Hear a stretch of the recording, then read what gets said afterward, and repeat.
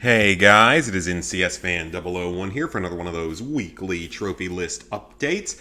Today's date is Monday, April 8th, 2024. So this will have covered the week of April the 1st through the 7th of 2024, except that it was actually April 2nd through 7th because it took me an extra day to get last week's video out. Anyway, this week was extremely productive and filled with several milestones. As you can see at the top of the screen, we are now at 800 platinum trophies and 28,000 total trophies.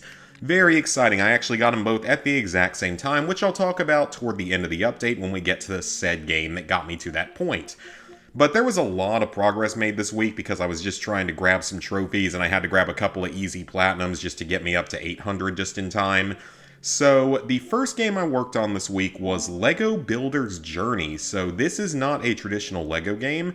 This is more of a puzzle type Lego game where you basically just lay out bricks in order to guide your character from one part of the screen to another, usually to reach their dad or to reach another character or something. At least I think that's what it is. Now, the good thing about this game is that every single trophy is actually story related and unmissable, but my main issue was I started this game thinking that it had a platinum trophy, but I was completely wrong. This one does not have a platinum trophy, so it's just a 100%, which was a little bit disappointing, but hey, you know, it's fairly easy trophies. It took less than 2 hours per version, and perhaps most of all, it helped me get to that 28,000 total trophies, plus it's also a Lego game, so gotta do it eventually if I want to do almost all the Lego games someday.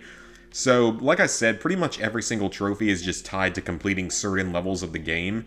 There's probably a good, 60 or so levels total in the game. There's quite a few, but most of them really aren't that hard to figure out. They might take a few moments to get through, but most of them are pretty easy and can be figured out very quickly.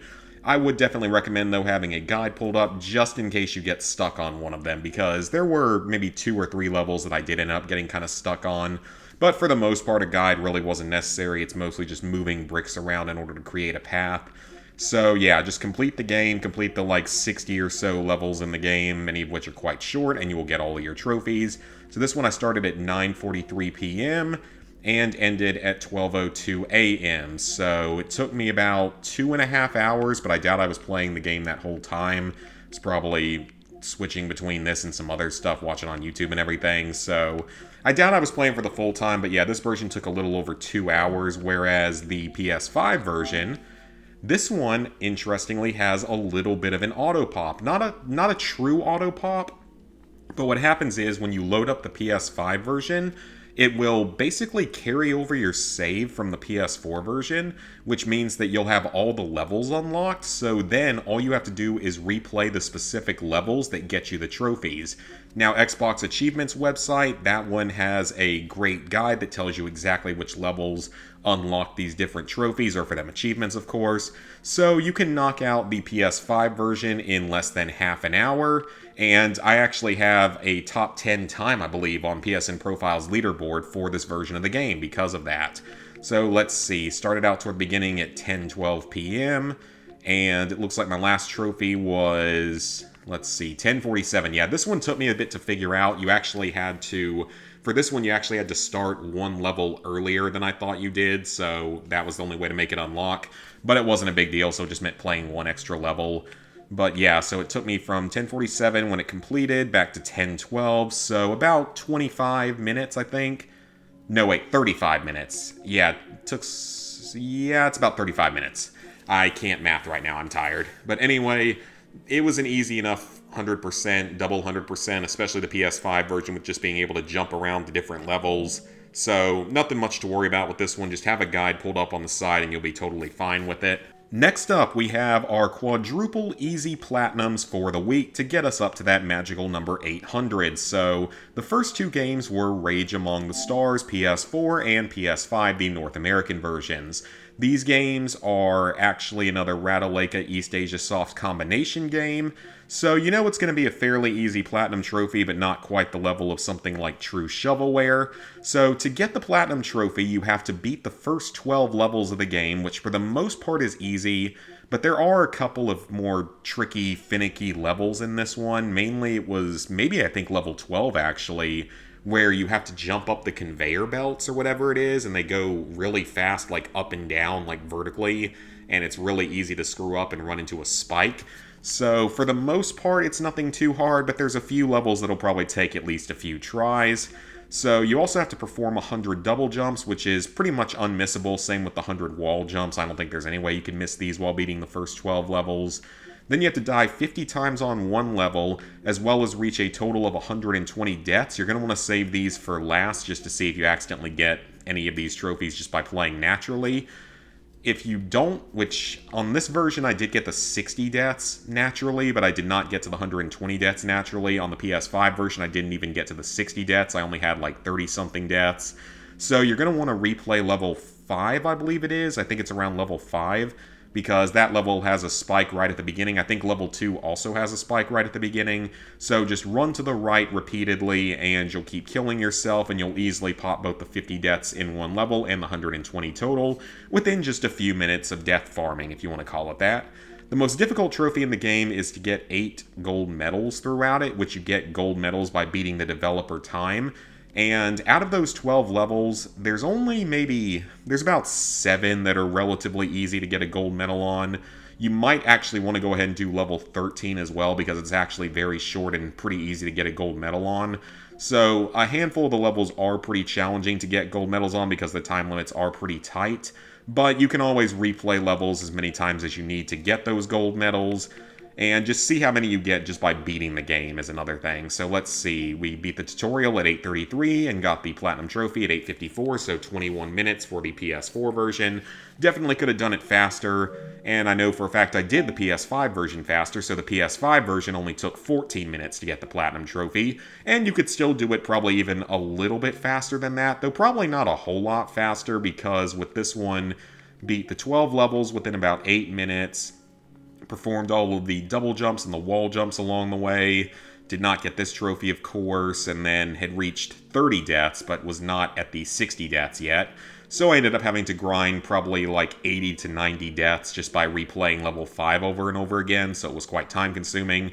And then I actually got the gold medals a little more easily on this one. I think level 12 or maybe level 11 was actually the last gold medal I needed. Or no, that's not true. I had to go replay like one mission previously to get one more gold medal. So it wasn't too bad this time around. Like I said, it took 14 minutes, but you could definitely do it a little bit faster if you were a little bit more efficient with your gold medals. But overall, wasn't the biggest fan of this one. It was just a little bit finicky sometimes with trying to get your character to land in the exact right place, and sometimes the spikes having maybe a little bit too big of a hitbox. But nothing much to worry about. Again, it was a Ratalaika East Asia Soft combination game. Then we have Pukenbye. So this game is, I guess you would call it a platformer, and this game would actually be very difficult to get the Platinum Trophy in because of the way that it plays, from when I played a little bit of it sort of naturally. The good thing is, though, that there is a cheat code you can use to complete every single level instantly. You just enter the cheat code at the beginning of the level, and you're able to mark the level as completed, and that does unlock all of your level-based trophies. So completing 30 levels becomes just a matter of how quickly you can enter the cheat code each time. And then you also have to die a grand total of 100 times and jump 500 total times. Now, both of these trophies would probably come naturally if you were doing the 30 levels, legitimately. But if you are doing it the smart way and using the cheat system, then you're not going to be anywhere close to any of these. So the best thing to do is to load up one of the early levels where there's a gap real near where you start at. And at the very beginning of it, just keep hitting the jump button as fast as you can until you reach your 500 total jumps, and then just charge off the side of the map 100 times, and you will get all of your trophies. So this Platinum looks like it took me about 11 minutes to get. You could probably do it a little bit faster. I'm sure you could do it a few minutes faster, but probably not a ton faster unless you were just really, really good at button mashing and entering stuff really quickly. So nothing much more else to say about that. It was another one of those games where it has some sort of cheat code or debug menu that makes it much easier. Next up, we have Organic Engines. So this is the final of the engine games. I've done all the other ones like Steam Engine and Alien Engine and like one or two other ones. So this one is exactly identical to all the other ones. Basically what you do is you mash the square button to make money, and then use that money to install new parts and upgrades onto your engine. and that is how you unlock all of your trophies. So you have to install your first tentacle, crystal, and tunnel, and bone, and organic cube, as well as all of each category, which is going to require a certain amount of money. You have to learn all of the different technologies, of which there are usually 3 in these games.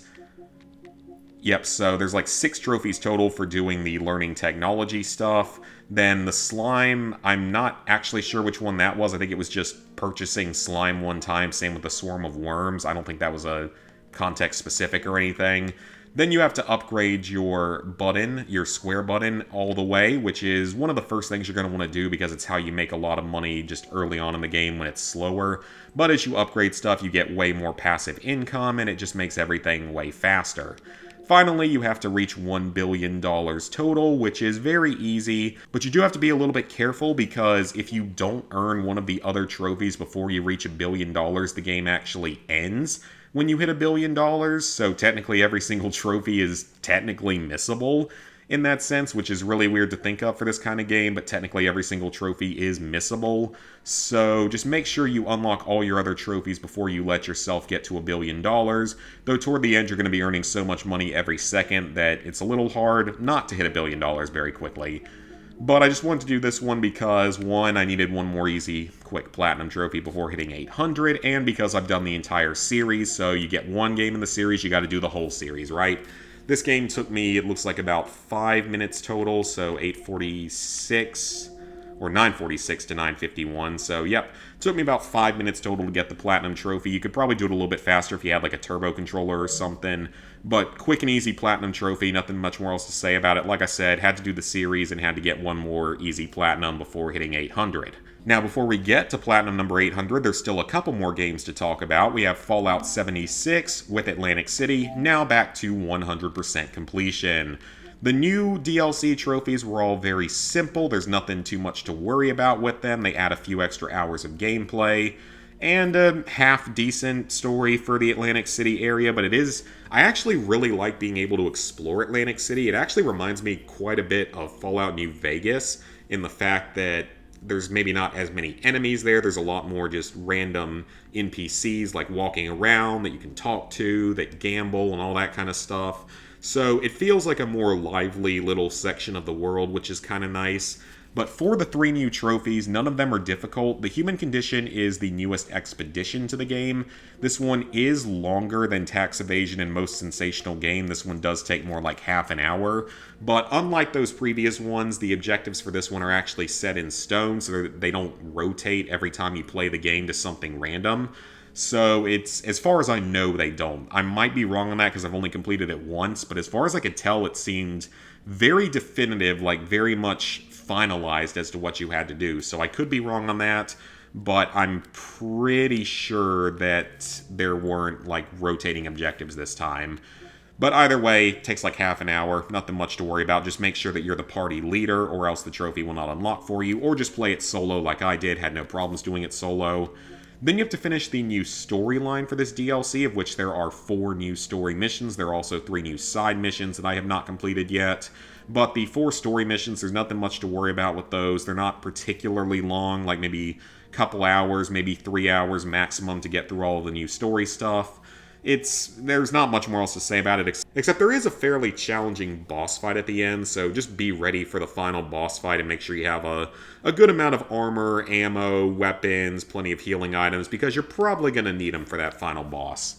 And then finally, you have to kill 100 Overgrown with fire weapons. Now, the only fire weapons that seem to work for this are the Flamer and the Holy Fire, I think it's what it's called, is the variant of the Flamer that also works, but none of the other stuff works, so things like the Gatling laser that have a fire-based effect do not count, and some of the other unique Flamer-type weapons also do not count.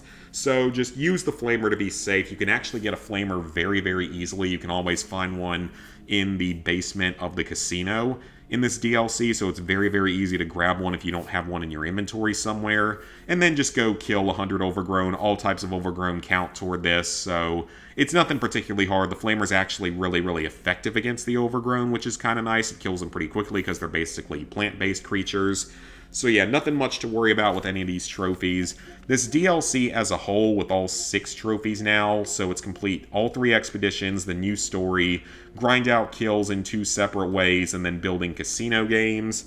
I would say this DLC as a whole is probably going to take you around 6-ish hours at this point, because the expeditions, you can get through all the expeditions together in probably a little over an hour, maybe an hour and a half at most. Maybe 3 hours at most for completing the new storyline, so that's 4.5 hours at most.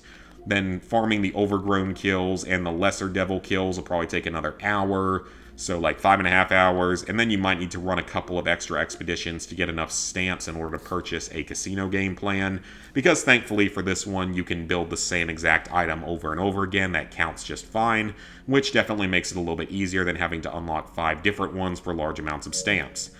Otherwise, though, the rest of the game is pretty much the same. You, of course, have your pit trophies. This Troglodyte trophy is actually a lot harder now than it once was, because the Auto Axe was initially just a seasonal reward, so now it's a lot harder to get, apparently. Then Steel Rain, of course, is no different. The daily ops have changed just a little bit, but actually not that much. I think this Gold Star Crafter trophy is a little bit easier now. I think they made some changes to the mod system that makes it just a little bit easier.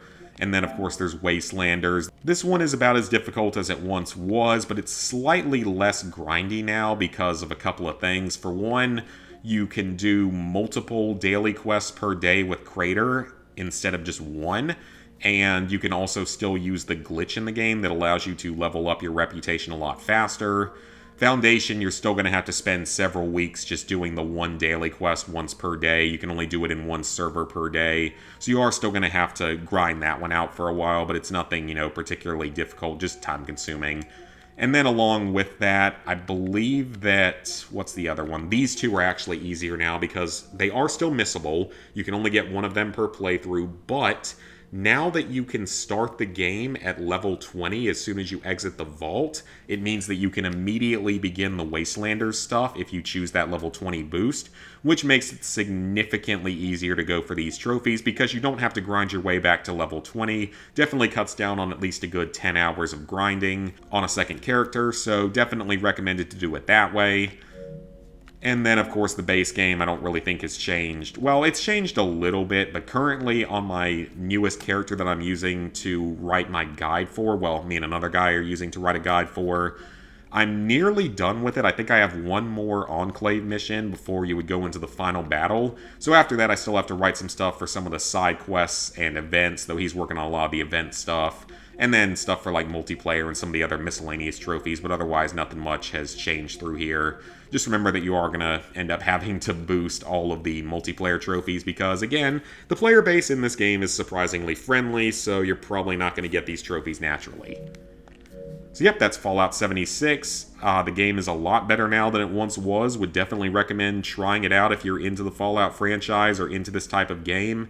So yeah, that's all I got to say about it for now, but I'm sure that it's going to get more DLC. It's supposed to get supported for about another 4 years, I believe. Maybe another 5 years. Actually, no, it came out in 2018, so yeah, about 4 more years of support. I'm sure that we're going to get an Enclave DLC at some point because that's the only faction we really haven't seen come back to the Wasteland yet. I wouldn't be surprised if we get some sort of Free States DLC as well in the upcoming years. Probably other expeditions to other areas, maybe one that'll actually take us to the capital Wasteland. I could definitely see that happening, but I guess we will have to see. Interaction isn't explicit. This is a random 100% game that I think was free on PlayStation recently. It might still be free, so this is a very easy 100%. Kind of a weird little game, but apparently, I think it was made by one person and he made it as some sort of like school project or experiment or something. I don't know exactly what the story behind it was, but it's supposed to tell you sort of how certain games work, certain parts of game design, how they work, and explicit systems versus non-explicit systems. I didn't pay a whole lot of attention to the story because I was just trying to sort of speedrun this as quickly as I could. But the trophies are all very easy. You're going to get 5 trophies simply for completing the game, so it's 5 chapters. It only takes maybe 20 minutes to complete the entire game. Or, no, wait, chapter 5, so Yeah, more like 30 minutes because the first two chapters are kind of longer, so it'll take about 30 minutes to get through the game. Along the way, there are two miscellaneous trophies. The 7 headshots in a row can easily be done on the very first enemy in the game when you learn how to use the weapon. Just pull off one headshot after another, so just headshot the enemy, then wait for him to stand back up, like his head pops back up, and then shoot him again. Rinse and repeat until you get this trophy. Launching an enemy with a platform is done at the very beginning of Chapter 2. When you jump down onto a platform, you have to kill an enemy on it, then you have to shoot some little lights around there to raise up the platforms, which ends up sort of launching the dead body away. So nothing difficult with that. That one's pretty tough to miss. The 7 headshots one you could definitely miss out on, but it's pretty easy to do once you know what you're doing. So, interesting little game. At least it was free, so nothing really to complain about with that. I hope that if it was some kind of school project or study or whatever the guy was doing, I hope it went well for him. And now for the big ticket items of the week. Star Wars Battlefront Classic Collection on the PS4 and PS5. So the PS4 version, I grabbed a few trophies in on Friday night because I needed to grab a few more trophies in order to line up Platinum number 800 with trophy number 28,000. So I just went ahead and grabbed a few easy trophies in the PS4 version in like 1 or 2 matches. Got a Frenzy medal for getting 12 assault rifle kills in a single life, or just rifle kills. The Regulator medal for 8 shotgun kills in a single life. The Marksman medal for 6 headshots in a single life. The Endurance medal for scoring a certain number of points in a single life. Same with Guardian and War Hero. I can't remember exactly what it is. Maybe like 8, 24, and 36 or something like that. I don't really remember the exact numbers because they change once you get enough medals to reach Elite tier. And yeah, those are the only trophies I've earned so far, but I only played 1 or 2 games because I wanted to do that just to make sure that I could line up the other trophies. So the big game is, of course, the PS5 version, where we earned not only Platinum Trophy number 800, but total trophy number 28,000. So Star Wars Battlefront Classic Collection, look, I know a lot of people don't like this game, and I understand why. They wanted the multiplayer to work better and be better than it was. But I wanted to play this game mostly just to be able to play things like Galactic Conquest and Instant Action again. I grew up with that whole game mode. I played hundreds and hundreds of hours of it, and a chance to play it again with, better loading times on a modern console. It was so much fun. This is the most fun I've had hunting a Platinum Trophy in a long time, and I would hope that kind of showed on some of my streams, because I think I was pretty legitimately happy just getting to play this game. So for the Platinum Trophy, it's relatively easy, and there's actually ways to make it easier than what I did. So you have to reach the General rank, which requires you to get 300 total medals, which you will get easily along the way to maxing out all or getting Legendary rank on all the other medal types. So you have to get your first medal of each category, which again is going to be 12 kills with the rifle in a single life, 8 kills with the shotgun in a single life, 4 critical hits on a vehicle in a single life with the rocket launcher, 6 headshots with a sniper rifle in a single life, 6 kills with a pistol in a single life, hack into a vehicle, and then scoring a certain amount of points in a single life. Legendary status requires you to get 64 of each of these medals, which when you get to the Elite status, which is something like maybe 48, I think it is, or it might be 36 or 32. No, wait, I think it's only 32 for Elite status, and once you reach Elite status, grinding medals actually becomes easier because Frenzy goes down to either 8 or 9 rifle kills, Shotgun goes down to 6 kills, Demolition goes down to 3 critical hits, Marksman goes down to 4 headshots, Gunslinger goes down to 4 kills, this one doesn't change, and the points that you need to reach Guardian, War Hero, and Endurance also go down, so it definitely makes it easier once you get to that Elite tier. It's just quite grindy though. I will definitely say with the Technician medal, I would recommend trying to grind this one with a second controller. So have your second controller jump into a vehicle and then you hack into their vehicle, wait 30 seconds, respawn, and repeat this process over and over again because you can only get each medal once every 30 seconds. So just keep that in mind. As for Demolition, this one is definitely the overall hardest one to get normally, but it's actually very, very easy to grind. All you have to do is load up Hoth, but make sure that there are no enemies, no AI on either side, and you just fly over to the unmanned AT-ATs, shoot them in the neck 4 times with a rocket launcher, or 3 times once you get to Elite status. Shoot them in the neck repeatedly until you get the medal, wait 30 seconds, respawn, rinse and repeat. It's that simple. So it's very easy to do. It just takes time. Now, you can farm all of these medals in split screen if you want. If you want to make it easier on yourself, you can just farm everything in split screen. But that's definitely a more boring option, and I didn't do too much of it in split screen. I did the technician medals that way, and a handful of like the marksman, gunslinger, and regulator medals that way. But for the most part, I did them all just by playing the game normally. I wanted to speed it up a little bit so I could get to Platinum 800 when I did. So if you want to speed it up a little bit, definitely do it in split screen. If you don't care and just want to do it over time, then you will easily unlock all of these medals just by playing the game over the course of many hours. Then we have our first couple of miscellaneous trophies. These are both in Battlefront 1. Knocking a hero off of the map can only be done on like the Bespin Platforms map. This one's a little bit tricky. You have to use a rocket launcher and you have to hit the hero just right and have them bounce off the map in a very specific way for this to unlock. So this one will probably take a few tries. It took me a few tries, but it still wasn't too hard to get. Taking down the AT-AT with tow cables in Battlefront. This one you about have to do just to beat one of the story missions during the Empire campaign or Rebel campaign, whatever you want to call it. Galactic Civil War campaign, I think is the actual name of it. I think you pretty much have to do it in there, but if you want to knock it out quickly, just go on to Hoth and make sure you have a second character in your snowspeeder with you, and then just fly it around the AT-AT a few times until it goes down with the tow cable. Pretty simple. Then elite status with every single medal type, which again takes 32 of the medal. Then you have to finish all 3 campaigns in the game. So Battlefront 2's campaign takes about 3 hours if you skip the space battles. There's only a few missions that are tough. Most of them are pretty easy to do, especially earlier on. Whereas the ones in Battlefront 1 are also quite easy. You just have to complete them. The Clone Wars campaign is only like 7 missions long, I believe. The Galactic Civil War campaign is like 9-ish missions long, so it's a little bit longer. Nothing too difficult with these. They just take a few hours apiece. And if you are struggling anywhere, there are cheat codes in these games that you can use to make yourself invincible with infinite ammo. And the cheat codes actually do not disable trophies, which is quite nice. But I did not use cheat codes at all because that would have been cheating. And I like these games too much to bother with using cheat codes for something that's simple. And then you just have your veteran status with medals, which I think is maybe 8 medals, or it might be 16 or 12 or something like that. I don't remember exactly what it is. But you'll get those along the way to some of these other trophies, the elite statuses and, of course, the legendary statuses.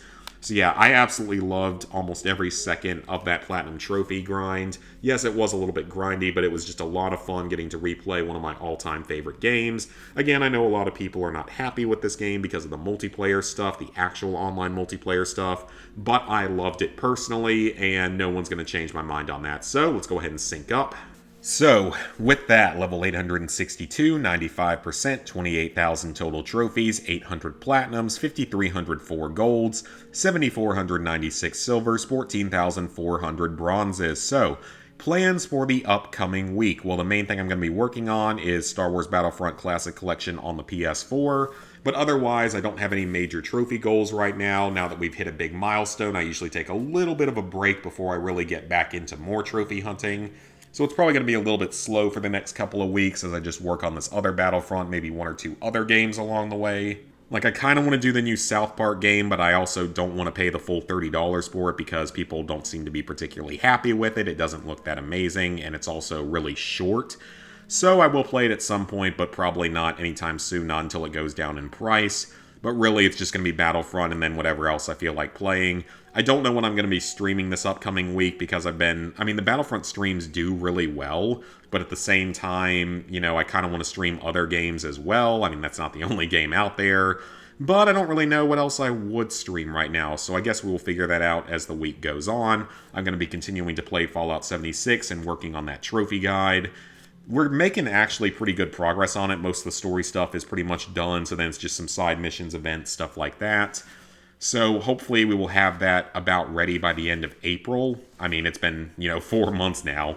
And then there's also the Destroy All Humans 2 trophy video that just went up on Sunday. That one ended up being a longer video than I expected, but I had fun editing it down and making it. So the next one is going to be Bugsnax, followed by Destroy All Humans, followed by Dead Rising 2, and then that will be followed by Star Wars Battlefront Classic Collection, or I might do them a little bit out of order. Definitely want to do Bugsnax next, though, because, again, I love that game, and I want any excuse to think about that game at this point.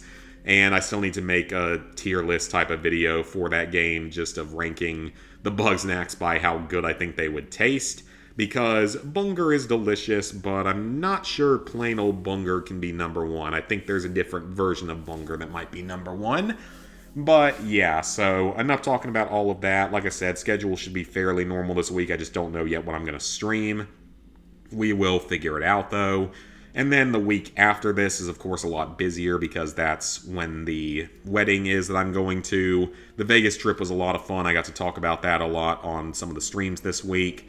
And then the wedding is going to be amazing as well. Can't wait for that. So that's a week from this coming Saturday. So yeah, that's going to be it for this video. Hope you guys enjoyed it. If you made it all the way to the end, go ahead and leave me a like, subscribe, and ring the bell if you haven't done so already.